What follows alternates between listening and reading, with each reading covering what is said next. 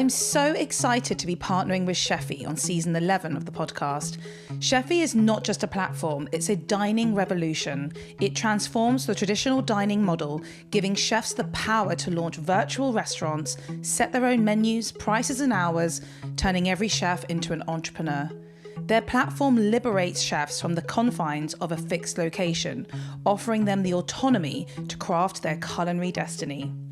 For foodies, Cheffie is a passport to a world of flavours, delivering diverse cuisines directly to their doorsteps. It's convenience, variety and connection all in one place, just a click away. Today I'm joined by a man who truly inspires me.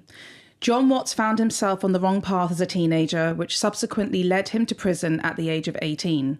He was given 6.5 years in jail, where he believed his life was over and his opportunities had disappeared. Through sheer strength and motivation, he turned his life around inside jail. Upon release, he was a competent and confident cook, and through a path of incredible opportunities, he is now a professional chef and recipe writer.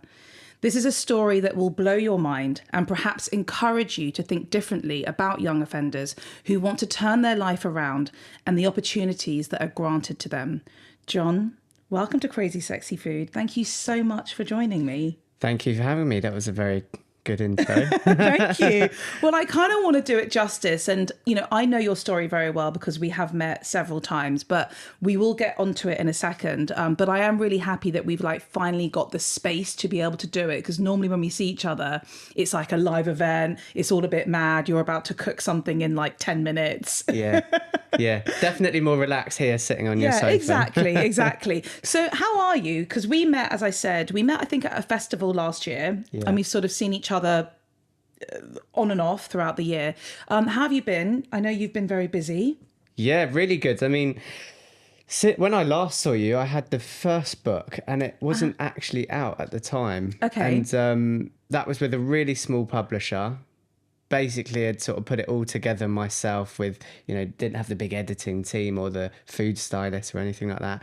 I was putting together the photos in an Airbnb in Sheffield, buying all the food myself, preparing it, cooking it, sending it over, taking a photo, like that. And that book came out and officially about 3 weeks after I saw you at Pub in the Park. And then 10 days after that came out, I was signed by Bloomsbury for this one. So this is huge for me. So I've been working on that for the last year. And honestly, as I said, I'm really excited about this for you, because I feel like it's a very inspirational journey that you've kind of been on. But let's talk about the book a little bit. So how does it feel to have I know you said this is your second book, but this is this is a proper published Bloomsbury book. How does it feel? It feels incredible. It feels like it's my first book. I feel like I did that first one to get onto this level, which is where I always wanted to get. This one's in Sainsbury's, it's in Asda, it's the #1 Sunday Times bestseller this week as I'm talking to you. Congratulations. Thank you. So I'm so excited. It is literally a dream come true. And obviously I can see sort of the title is Speedy Weeknight Meals. I mean, sort of does what it says on the tin.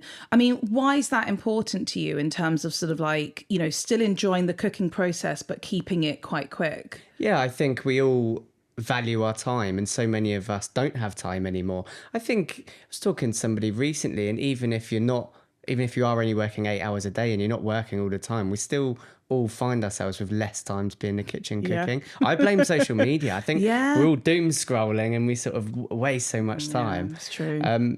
So I think we are all after something quick but real food, being able to just get a pan, put something in and create something exciting and delicious. Absolutely. So sort of out of the book at the moment, what's your favourite recipe? Do you know... I mean, everyone asks me that. It's so difficult to answer. I genuinely... Yeah, go on, have a flick through. No, because I was having a flick through before we started recording. There were a couple of things that sort of... here we go. One pan penne and cheese. Yeah, that's right up my street. Prawn chow mein, up my street. Pasta alla puttanesca, up my street. I mean, it's just laden with wicked recipes. When we were doing the shoot and we'd all sit down for lunch in between, and bear in mind the next shoot wasn't like the first one. Food stylist, kitchen assistant, prop stylist. There was a whole big team there putting it together. And we would sit down and have lunch in the middle of the day and we'd have 5 or 6 dishes. There wasn't a single one where I wasn't like, oh yeah, Like, You literally love all of them. yeah. And do you actually cook your own recipes as well when you're at home? Well, I'm always creating new ones. So I Yeah. tend to like make something, put it out there, and then I'm sort of making other Yeah. stuff. So it's always similar. Yeah, Love same that. I sort love of that. vibe. And also what I love about this as well is it's for everyone. It's not just for your super, super confident cooks. It's also for people that are maybe learning how to cook. Oh, yeah. And also aren't too sort of daunted by something that's got, thousands of ingredients. It's going to take 3 hours to cook. Like it's approachable. That was my aim for it. I mean, I've always been so proud that I've captured an audience of people that haven't cooked before or have maybe fallen out of love with it. My recipes are all simple. They don't have a long list of ingredients. The format in the way it's written is really simple and straightforward. Absolutely. So you're saying sort of you're at home, you're creating a lot of recipes. So how does one create a recipe? I know it sounds like a really obvious question, but actually... I tend to start, I mean, the first thing for me is thinking, what do I want to eat? Okay. And I'm often thinking somewhere around the world, do I fancy something sweet, spicy Asian? Or I fancy maybe a curry, or I might fancy some sort of pasta, and it might be a creamy one or a tomato-based one. So I sort of start there. But then I'm also thinking about, what do people want? What do people have in the cupboard? What can people just go and get from the supermarket? So that's where I start. And There's quite a lot of components to think about in a way, actually. Yeah, but I also think once you've done, on my website, there's probably almost 1,000 recipes. Wow. And I think once you've done that many, it's sort of, a lot of them interlock a little bit. Yeah. So like they'll start with that same base and then you're just adding a few extra things. Absolutely. Is there quite a bit of trial and error as well? Oh, for sure. Yeah. I think that's good. And I think it's good to know that not all of us are going to get it right every time. Yeah, no, for sure. That's the fun part. Absolutely. So I want to take it back a little bit. I want to take it back to your childhood. You were born and raised near Oxford. Yeah. I want to know what life was like growing up. Who was cooking? How did food sort of play a part in your family life? And what was on the table? So I'm one of 5 kids. Wow. Yeah, so there was 7 of us in the house at one point. My parents were both working, so my dad would be at work all day, my mum would be around. It'd be a bit of a jungle environment, and then he'd come back, she'd go off to work, but she would usually cook something, whether it was a big pot of chili or something like that. I would say none of us were foodies growing up. I wasn't. That's something that's different with me than it is to a lot of other chefs. You ask someone where their passion for food came from and they'll be like, my grandma's food or my mum's cooking. For me, it wasn't like that at all. My dad is cooking a bit now that I'm doing this sort of stuff, but he was always like a food is fuel kind of guy.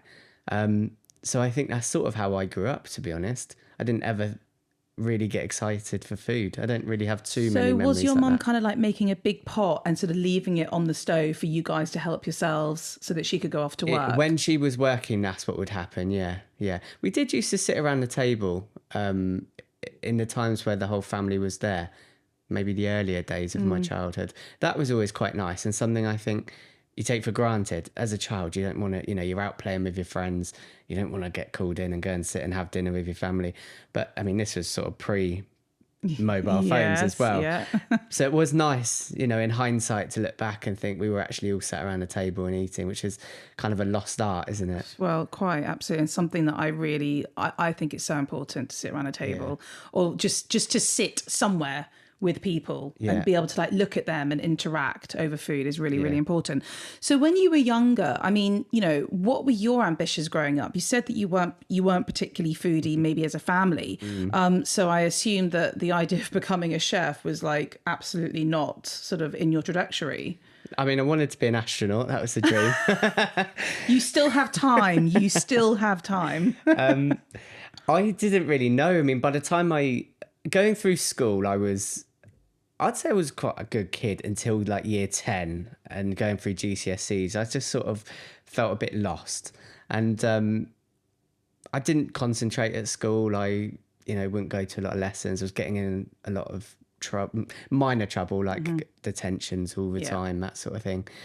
I just sort of felt very frustrated and had no idea what I wanted to do. And I remember sitting there in a class once and this bit of paper came round and it was asking people what they're going to do when they finish year 11.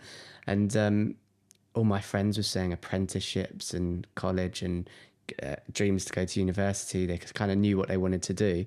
And I was like, I have absolutely no idea. Like, I don't even know what step I can take. And I ended up just ticking a box. I was like, I'll stay at sixth form, which then I didn't even do. I basically just left school and did what a teenager does, stayed in bed, mooched around. Oh, I need some money. Got a job for a couple of months, and then I didn't like working for someone, so I left it and then got another one. And it was just this sort of cycle of that. And then I think, my sort of self-esteem, my confidence and all of that was just at an all-time low. And that's where I sort of found myself getting in trouble. I was getting involved in just silly things like that a teenager would do when you've got all this time on your hands. And it escalated. And when I say these silly things, I mean, the best way to describe it is like these postcode wars that they were going around in sort of 2006 and 7, I think all over the country, and became involved in that, and a lot of mindless violence and stuff like that. And I found myself getting involved in it, which gave me a sense of purpose, which is what I felt I needed. Do you feel like it gave you a bit of confidence as well? I suppose in a way, yeah, because when I went out and I was getting involved in things or hanging about with my friends at that time, yeah, I suppose I did. And I didn't have that if I went into any type of employment. So yeah, I think that was the biggest thing, was giving me that sense of purpose. And I think, when you look at my journey going forward, that's all it really took, was that feeling of a sense of purpose, like I belonged somewhere.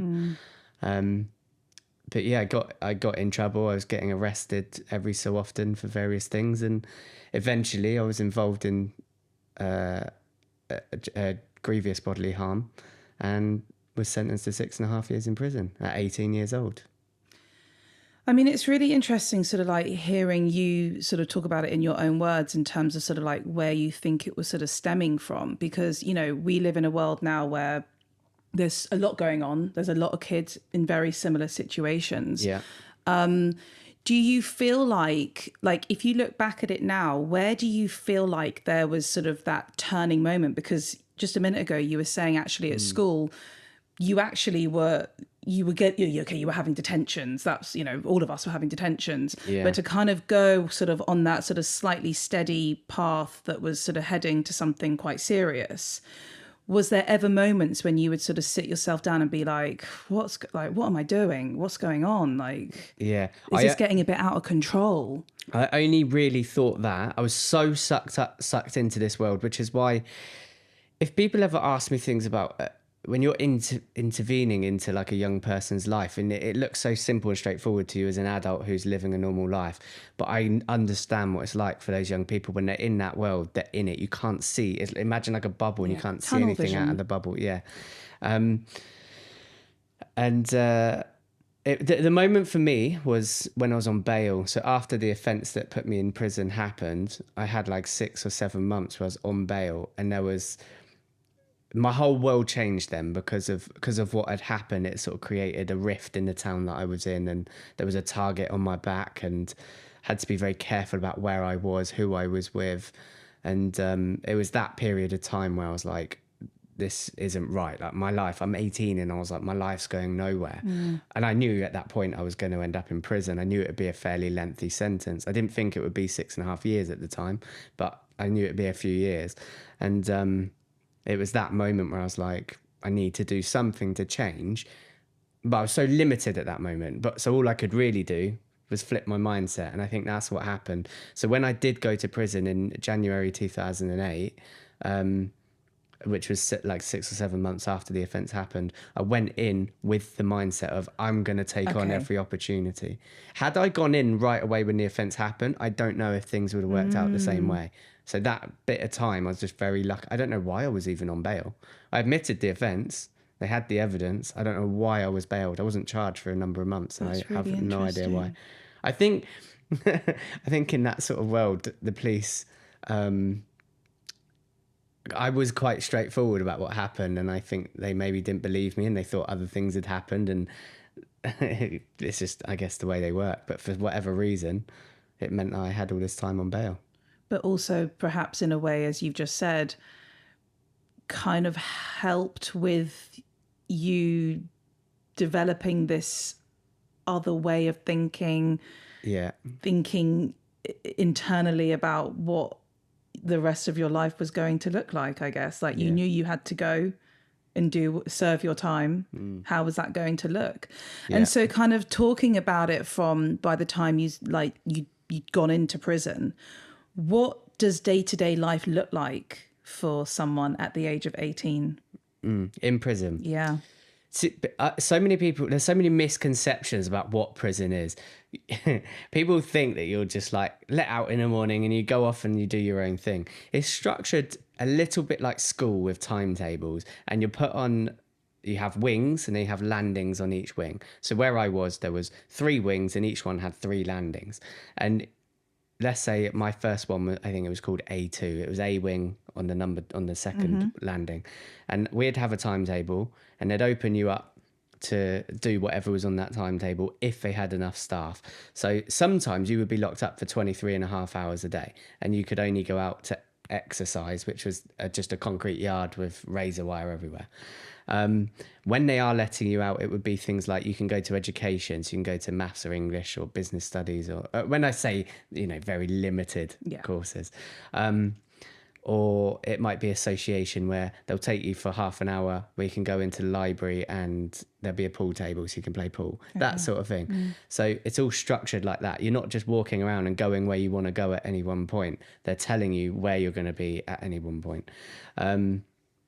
But there are opportunities to take. So things like Prince's Trust courses or like what I went on to was the Duke of Edinburgh Award. So there's all these sorts of things that pop up and it's like an opportunity to get out of your cell, to have a bit more time to do something more proactive rather than just going and standing outside in a cold concrete exercise yard, or, going to the education department, which is just like I don't know how to describe it. It's funny with prison when you talk about the courses and stuff they do, because people think, oh, you're getting this, if somebody's doing construction, oh, you're getting this great course. You're getting that. How would you describe it? Like a little version? Yeah. A budget version. Version of school. Incredibly budget. And that's taking nothing away from the teachers and the people that are there. They're great. Yeah. But the resources are not there. They never have been. And sort of talking about your mental health, how was although your sort of mindset perhaps had changed a little bit in the run up to going into prison. Yeah. What was your mental health like once you were in? I think because I was prepared to go in, because I had that time where I knew I was going to prison, I was I suppose as mentally prepared as you can be. In reality, for an 18-year-old going in there, you can't mentally prepare yourself completely.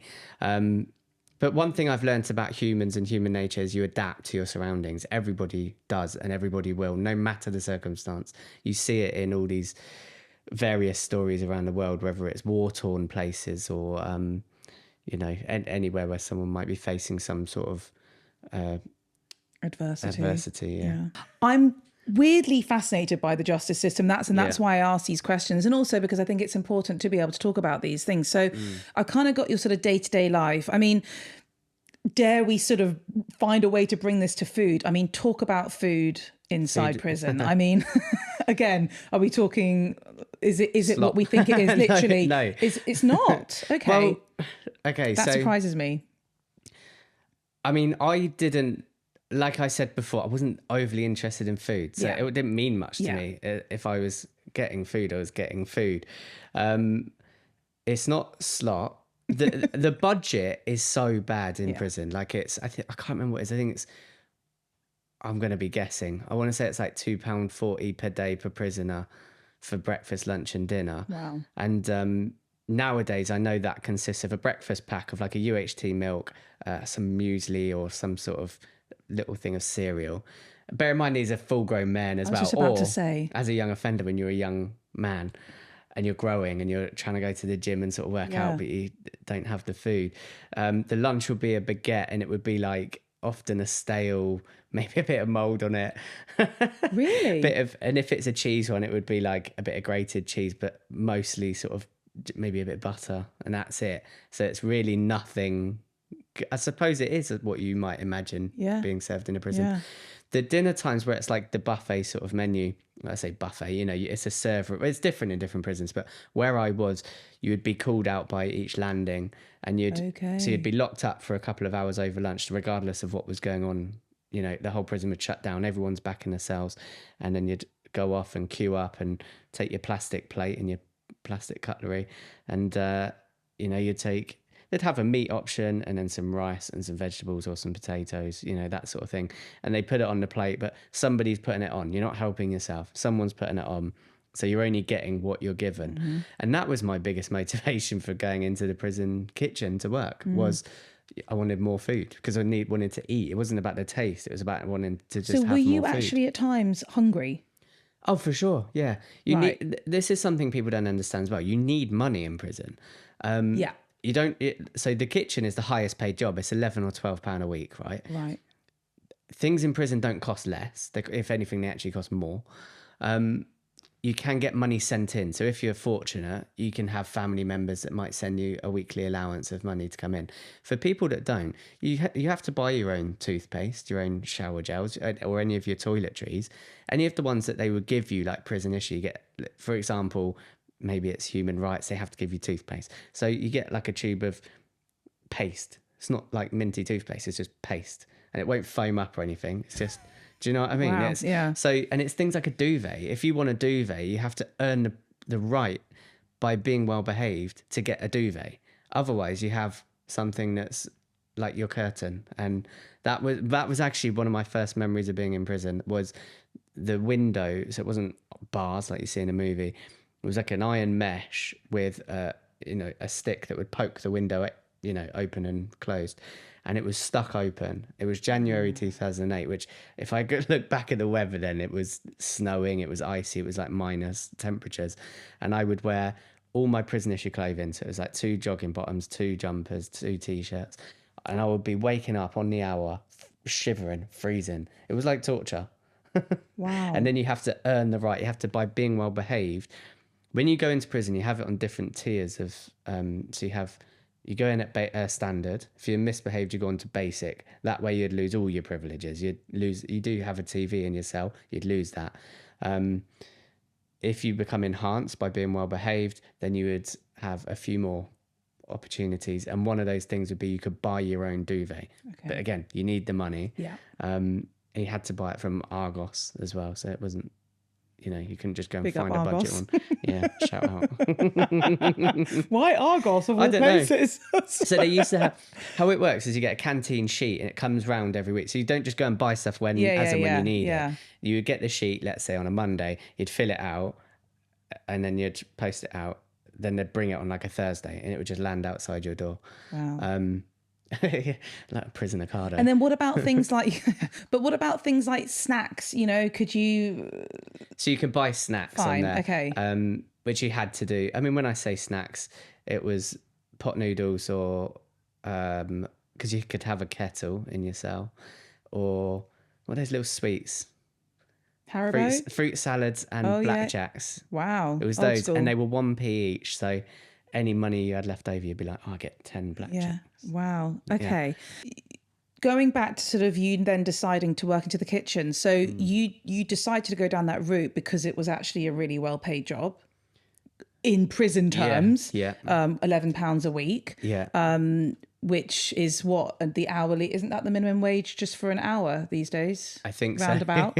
But I guess it kind of does it go quite far in prison? I mean, how much is a duvet? I don't know. I can't remember. I reckon probably 20, 30 quid. Oh, wow. Oh, quite a lot. Yeah. I mean, that's what I mean. You have to have money sent in. Right. You would not survive in prison well without having money sent in. Okay. I mean, obviously, in terms of like how the prison system works, I'm assuming that you were around other inmates who were at the same sort of level of you in terms of their offences, in terms of what they'd done or got them into prison. I mean, where I was generally a remand centre, so everyone coming from the courts between 18 and 21, between where I was in Oxford, it went down to like the south coast towards West London, So a really vast area. Anyone who's 18 to 21 who was sent to prison was there. So it was everything from someone going in for 2 weeks for not paying the council tax Okay. to murderers. Oh, wow. Okay. Oh, so it didn't actually matter what they'd done. It was No. more about their age range in Yeah. where they were in the country. Yeah. Oh, wow. Okay. I didn't realize that. It seems like you had this little bit of motivation behind you. What were your peers like in terms of you wanting to kind of better your life once you got out? Was there ever like a sense of jealousy amongst them, or kind of like, I can imagine what the rapport is like between some of these inmates. There were other inmates who were similar to me. They were working on themselves. They wanted to better themselves. In terms of jealousy, yeah,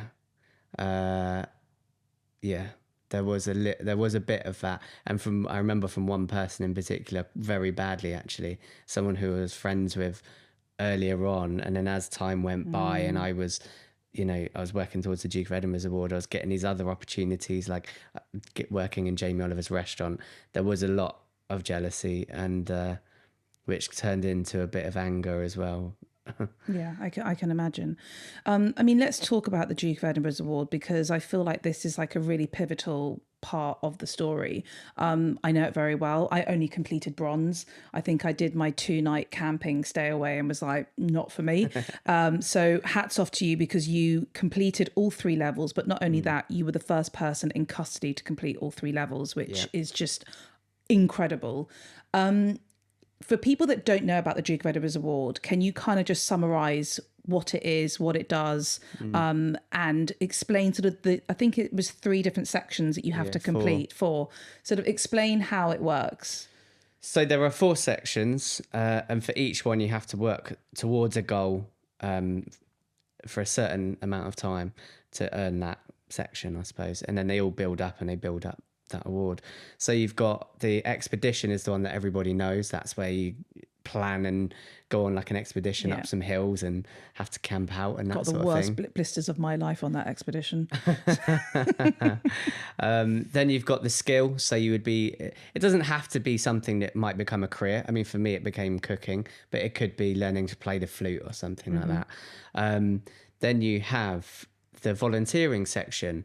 So I think that one's great for, just being a part of your community and learning about your community as well. And for me, that was an interesting one. I was a listener. Do you know the Samaritans? Yeah. I think we've spoken about this. Yeah. I mean, I'm technically not allowed to sort of blast it on public channels, but I am a trained Samaritan. Okay. So yeah, so you know all about that. Yeah. And the Samaritans go into the prisons and they train prisoners to be listeners. In fact, it's brilliant. It is. Service. It's so crazy to think that you can train some young lads who are 18, 19, 20 to sit there in a room and listen to another one's issues, and they can be so open about it. But it works, and for someone like me, learning to be a listener and then listening, you sort of learn empathy, and you realise that people go through all sorts of stuff, and then realising how you can help people as well. Yeah. The training was fascinating as well. That it was the silences for me, where they teach you, don't try and fill all these silences. Yeah. Sit back, like ask the open questions, let them talk. The amount of times I'd be sitting there going, I need to say something, I need to say something. And then I'm about to do it, and then they just go, and they're off again, and they start talking. Yeah. It's so fascinating. So you learn about people. I think everybody should learn. I think everyone should be trained. I think it's incredible. It would be great if they did. I think it's a really great skill to have. But yeah, learning how it impacts your community by doing something like that, I just found it really important. And from a self-growth level, it really helped, which is interesting, because if you look at it, it'll be all the other sections. Then the other one is physical. So it's basically being a part of something. It's getting kids moving and doing something. So for me, it was a lot of playing football, and I was going to the gym, and we'd get involved, like myself and the other inmates that would go through it. We used to design like circuits. So like when people come into the gym, we'd be like, they might go in there and there's a little hall next door, and we'd be like, right, guys, we're going to do a circuit. So we'd do like a body weight circuit or a weight circuit. So again, it's just putting you out there, getting you involved with the people who you're living with. And I think things like that, they just boost your sort of confidence, your self-esteem, which were the 2 things I said I didn't have when I was younger. And and yeah, teaching you to work with people. And let's bring it back to the food. So your kind of skill was being in the kitchen, Yeah. learning how to cook. So talk to me about how that looked, at that time. So working in the prison kitchen, what you have is big brat pans. If anyone, probably a lot of people don't know what they are, but great big pans.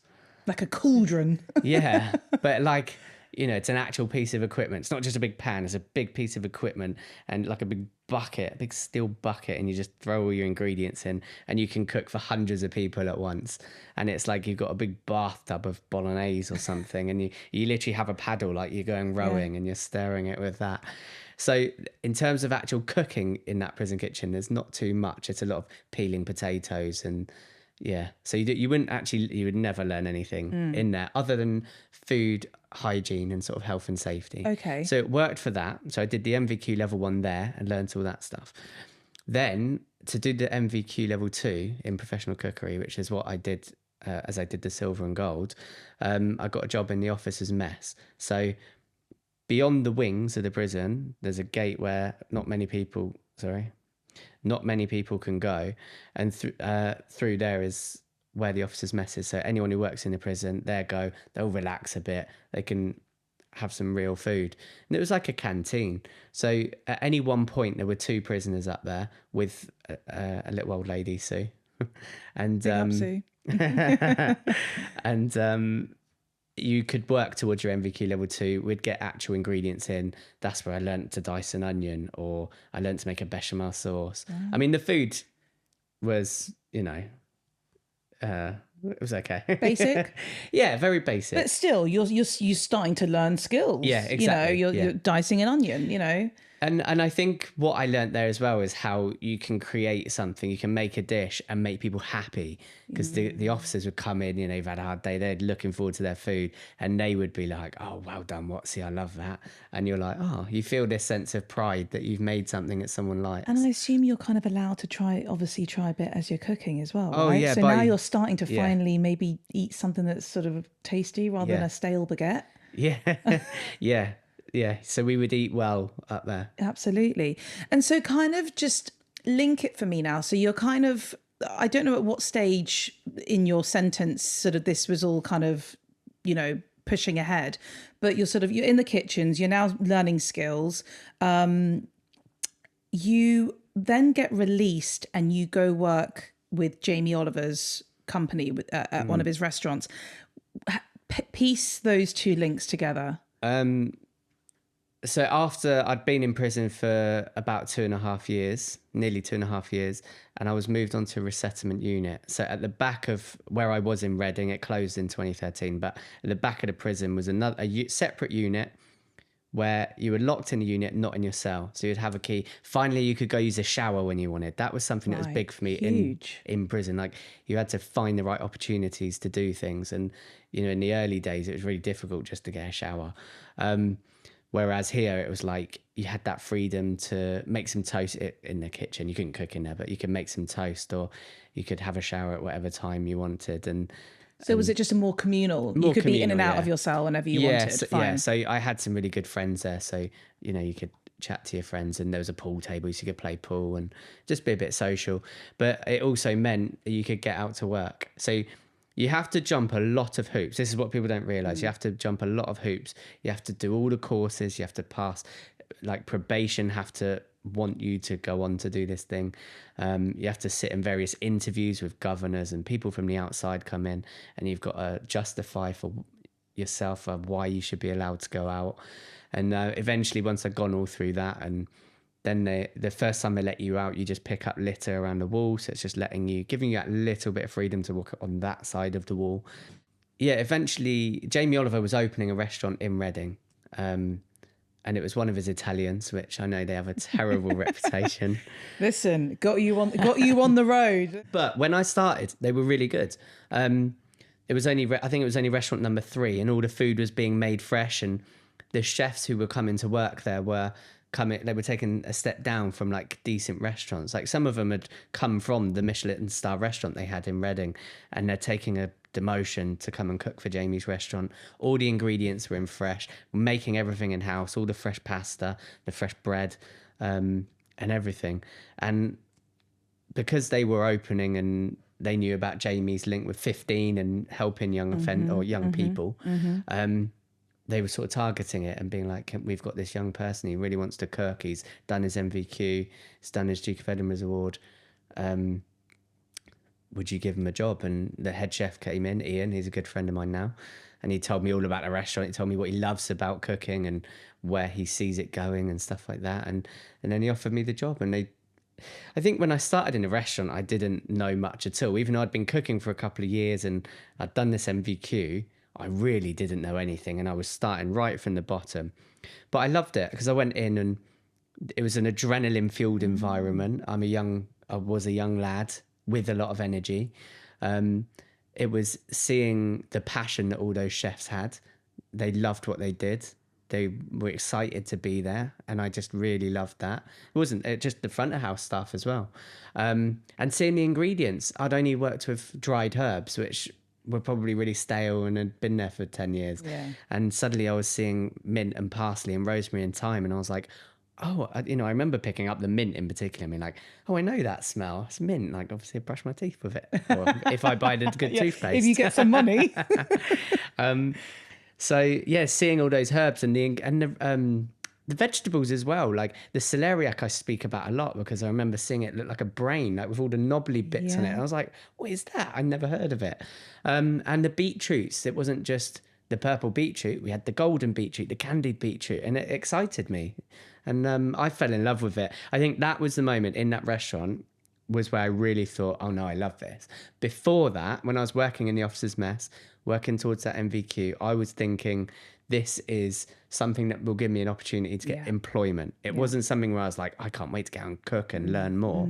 Once I was in that restaurant, I was like, wow, love this. This is a career and I can't wait to get stuck in. And I've loved it ever since.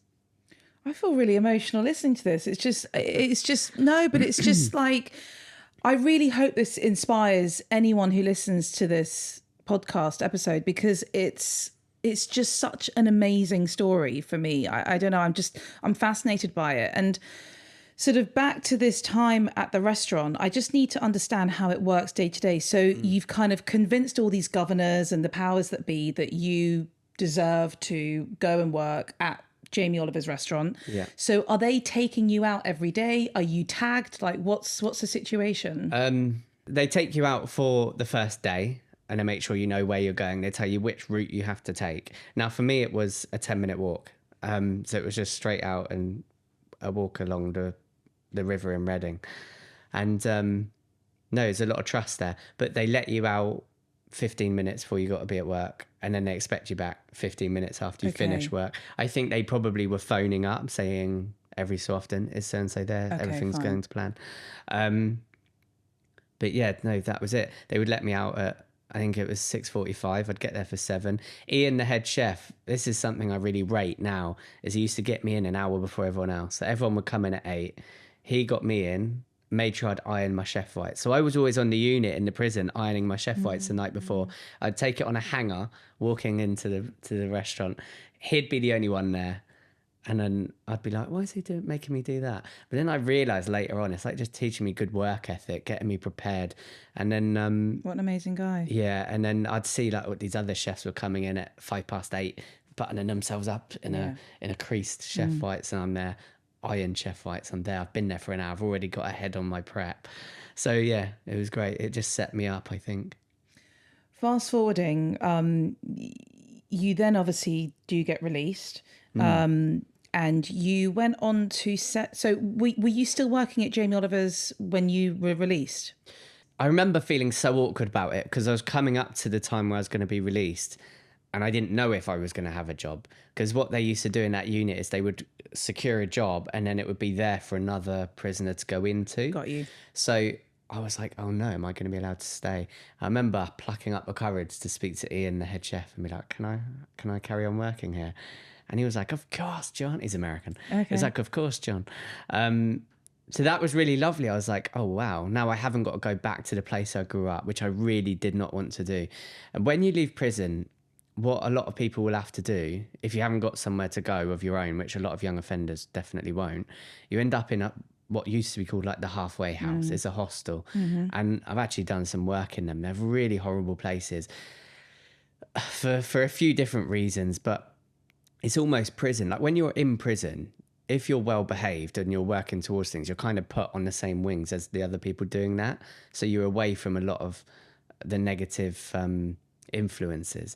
Whereas in those hostels, you've got everyone, and then suddenly they've got access to drink and drugs. So it's not a very good environment. And you'll see so many people will end up going back in just because they're in those places and they find themselves in whatever circumstance. I know of one story where it was a guy really who was trying to work on himself, and someone else was causing a lot of trouble, and he ended up in a fight, and that's it. He's straight back in prison. He's you know, back to square one. Yeah. And I think it's so sad. I mean, I don't know what the alternative is to that, but So where did you go when you were released? so I moved into a flat in Reading. So because I had the job, I could afford to pay for this little flat in Reading, and I lived there. It's about 45 minutes drive from where my family were, from where I grew up. So I was away, but close enough that my family were there. And I started working. I was just working all the time. I remember once my family coming up and visiting me in Reading. We're on the riverside, and I get a phone call of the head chef, and he's like, "So-and-so's called in sick. Can you come in?" And I'm like, "Yeah, sure." It was like a fireman. You know, a fireman goes running off when they get a call. I was like that. That's how much I loved what I did. That's how much I loved being a part of the team. And obviously going back to that feeling, a sense of purpose, that's what I felt when I was there. So I rushed off, got my Chef Whites, left my family in the middle of Reading. And just, I just want to take it back. I mean, we don't need to go too much into this because it is quite a personal question, but how were your family throughout this, up until now? How were your family towards you? And you know, I'm assuming there was some support there because you were seeing them and with them once you were released. Yeah. What were their feelings, do you think, throughout all of this? It's hard to know without asking them. I mean, they were really, really supportive. And I think when you speak to young offenders in particular, if they have that support network, their chances of turning it around are so much more. If they don't have it, I don't even know the words. It's not good. No. Yeah. So that support network is incredibly important. Yeah. And I did have that. My family would come. I think my mum and dad, they alternate. So one would come 1 week, one would come the other. My little sister, bless her, from like, I think she was 7 or 8, and she used to come every time. But now she's like 25, and she's like my biggest fan. It's so cute. Oh. But no, my family, I think it's hard to know because I was so sucked up like in that world that you don't quite realise, but they were there, and I think that's the really important thing. How they felt, I don't know. I've never truly asked, but I think I was able to kind of make them proud. I think from when I started, you know, when I just achieved the bronze award and I'd only just been in there for a little while, I think I'm already starting to turn it around. They could see that things were starting to take a different turn. So by the time I was released and I've got a job at Jamie Oliver's restaurant and I've done the Duke of Edinburgh Gold Award, I think suddenly I'd made them proud, and I like to think I've continued to do that ever since. Absolutely. I mean, sort of through the years, sort of since being with Jamie, you then also went on to set up your own street food stall in St Albans. What was the concept of that? It was a great name. What was it? It was John's Street Food. Yeah, that was it. Do you know what? I actually don't like a pun. You know how everyone loves puns, and I'd had. Well, that was a great pun. Yeah, and then my first book is What's Cooking with my name Watts. It's like, for someone who doesn't like puns, I have an awful lot. So how it happened, basically, Jamie's restaurant, I could see, I mean, we all know what happened to it in the end, but I could see it was sort of going in that direction. It wasn't the fresh food that I knew. It wasn't the same culture anymore, and I wanted to move. And I tried out a load of different places, and I'd worked in various different restaurants and other food places, and I didn't find anywhere where I was like, I want to work there. And that's, again, for the third time today, that sense of belonging is so important to me. And I didn't know what to do. And eventually I was like, do you know what? I'm just going to set up on my own. People would ask me to do dinner parties. I'm just going to be a private chef. Okay. Bit of delusion there, maybe. But luckily, I mean, there was so much agency work back then. Probably is again now, hopefully, but obviously it dipped during COVID.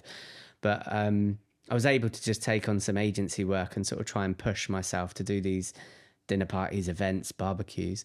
And I had quite a few, but it was always on the weekend. So I was like, I need something that's going to set me up so I can work for myself. And that's why I just decided to get a food truck, just because it was something I could take out a loan from the bank and start it up. And that's what I did. John's Straight Eat Food. I love it. King of puns there. Apparently so. Okay, and so you did that, and then that was up until sort of COVID time. No, that was for a couple of years, and then that opened up a couple more doors. Okay. So I got a contract with the X Factor. So I was working and cooking in the X Factor house, and that came through someone that used to come to my food truck. And then I got a contract for a company. So I was going into the office and cooking for about 80 people, Monday to Friday, a lunch. And that was great for me because it was only, I'd finish at 2:00 in the afternoon, Nice. and then I could do all the other catering stuff around it. And it gave me that steady income rather than the food truck was a great business learning curve. It was great when it was great, but when it was terrible.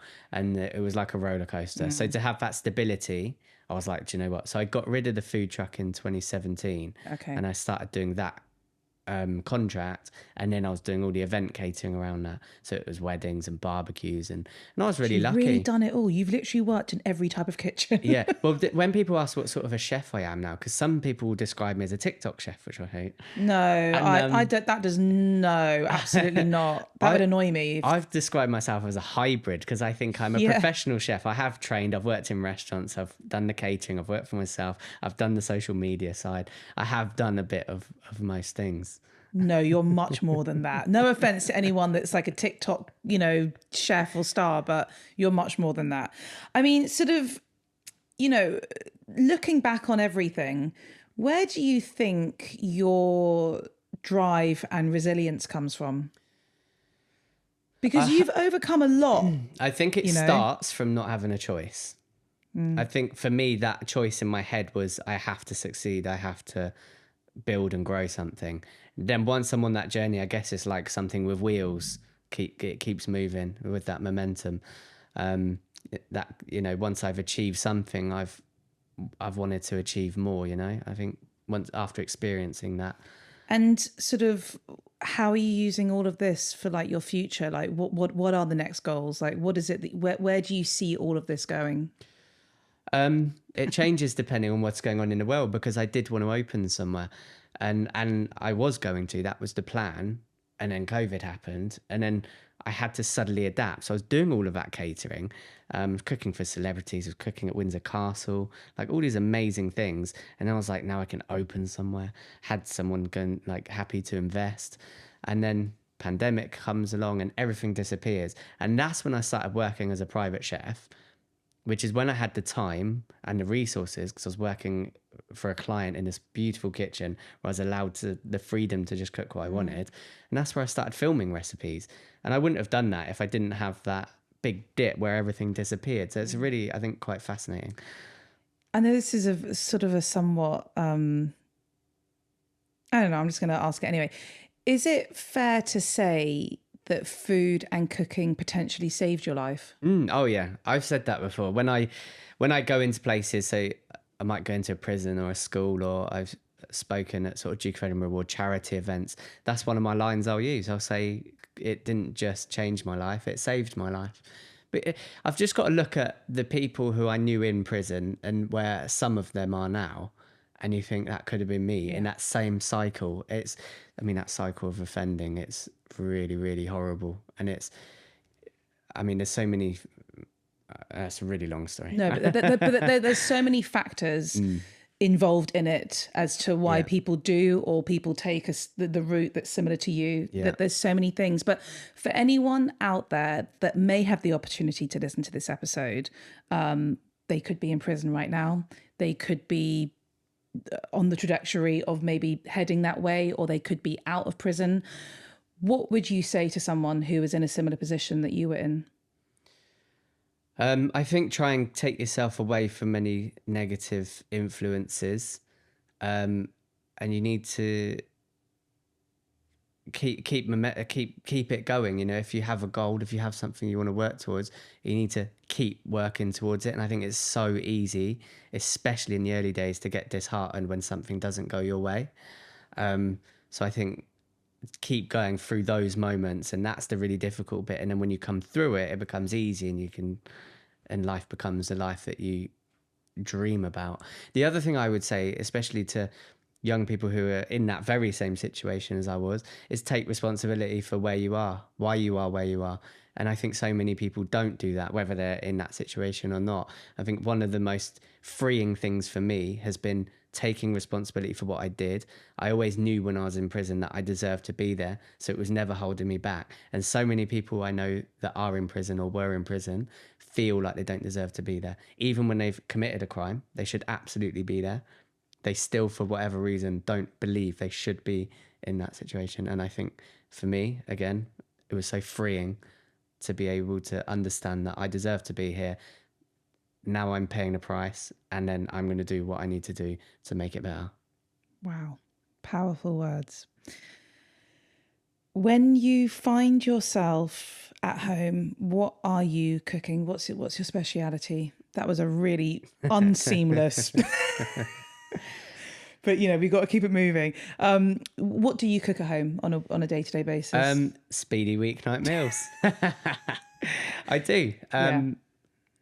I love a tray bake as well. I love a £1 meal. Yeah. I love chucking things in the oven and leaving it. You know, I do love cooking as well. I think I live on my own. So when you're cooking for yourself, you do want something quick. Yeah. Whereas I think that whole joy of making something really special, I think most people would agree with me that it's not actually for you. It's usually for other people. Absolutely. And to share. Yeah. So when I'm cooking at home and I'm cooking for myself, it's about something tasty, exciting, but quick. When you're out and about, where are some of your favourite restaurants to go to? Oh, wow. Okay, my number one when I'm in London is Bancone. Have you been to Bancone? Oh, yes. It's pasta. Yeah, Italian. This will come from my first days in the kitchen at Jamie's of the making the pasta. But I just love going in there. It's a nice vibe. It's inexpensive. Get a few different pastas to share, and they're pretty good. Yeah. So that's my number one. There's a place called Tabouret. Is in St Albans. Have you been? Actually, there's a couple around Hertfordshire now. I've heard, someone's told me about it. Yeah. I think a mutual friend of ours has told me about it. Yeah, so it's Turkish, like tapas style. So lots of, I obviously love a sharing plate based on those two suggestions, but it's really good quality food. Okay, yeah. nice. A bit more pricey, Yeah, especially okay. more pricey than Bancone, but yeah, really good food. Okay. I always finish my conversations with a few quick fire questions. Yeah. Are you ready? I'm not ready, but let's do it. That's great. That's exactly how I want to start. Okay. What is the craziest food you've ever eaten? Frog's legs in Estonia. I think it was more the Estonia that got me. Nice. Yeah, nice. Do you know what? When people ask if I was ever a foodie when I was younger, my nan will always go, "Oh, I knew you wanted to be a chef," because they lived in Estonia at the time. Oh, wow. And she was like, "I knew because we went to that restaurant and you had frog's legs." I think I was just curious. Interesting. But What does yeah. it taste like? Nut chicken. Yeah, Little that's what chicken everyone wings. says. Okay. What's been your most memorable meal? My most memorable meal is probably, there's a place called Riley's Fish Shack up in Gateshead. Yeah. Or near there, certainly in the Newcastle area. And it's just down a cliff. They're cooking fresh fish on the barbecue and it's really good. Quite pricey, but it's worth it. But worth it. Yeah. I don't know why I laugh before I ask this question after we've just talking about such serious matters. My favourite snack of all time is a packet of crisps. Yeah. What is your favourite flavour of crisps? Sour cream and chive Pringles. Ooh, okay. I'm not really a massive crisp guy, to be honest. Do you know? Be careful because you're going to start upsetting me. I'm really happy with the flavour. I'm Yeah. not so happy with the brand. No? I just Pringles are a funny one for me. What are Walker's snacks, what about those? Are they the same thing? Yeah, so yeah, you got the okay, problem with Pringles. I love a sour cream and chive. Yeah. Great flavour. Very underrated. Yeah. Love that. Okay. What food sums up happiness for you? Yeah, I think fresh pasta. Yeah. I feel like there's sort of a common thread here. Yeah, yeah. I guess that's my comfort food. And it probably comes from Yeah. that time in the restaurant right at the beginning. Okay. What food did you miss the most in prison? Butterscotch flavour Angel Delight, which is always on my death row meal. What? Yeah. You're joking. Yeah. Really? Yeah. When people ask me my death row meal, and it's definitely not what you'd expect. It's like freshly baked bread with Lurpak, Peking duck, and butterscotch angel delight. And everyone's like, what the fuck? You're a chef. You should have this and this. And I'm like, yeah, but it's my your comfort final food. meal. I'm about to die. Wow. You know, I only tried angel delight for the first time 2 weeks ago. Did you? And it was butterscotch. Oh, has there been some big like media thing about it recently? Because I noticed. Yes, because they released a whole list of the nation's most nostalgic meals, and Angel Delight was number one. They were talking about on this morning when I was there. That is so funny. Yeah, what the hell is Angel Delight? Right, if you try Angel Delight as an adult, you're going to think it's disgusting, I think. It's not that I thought it was disgusting. I saw you eating it. You put on Instagram on GB News. Yeah, I know, it was on TV. I forgot about that. Now I'm just remembering. Yeah, I know. I don't know what it is. Yeah. I don't think you know what it is. I think the whole point is that you're not meant to know what it is. No, it is actually a dessert in prison as well. But they used to have the strawberry one and the chocolate one. The strawberry one's really not nice. The chocolate one is. I think I'd like the chocolate one. Okay. But the butterscotch one, I had it as a child, and it's like that is. Yeah. It's your nostalgic memory as well. Okay. Yeah. Who is your favourite chef? I feel like I have to say Jamie Oliver because of. I do love the Jamie Oliver style. I love Jamie. Obviously, he opened. I love Jamie. Absolutely. First door for me.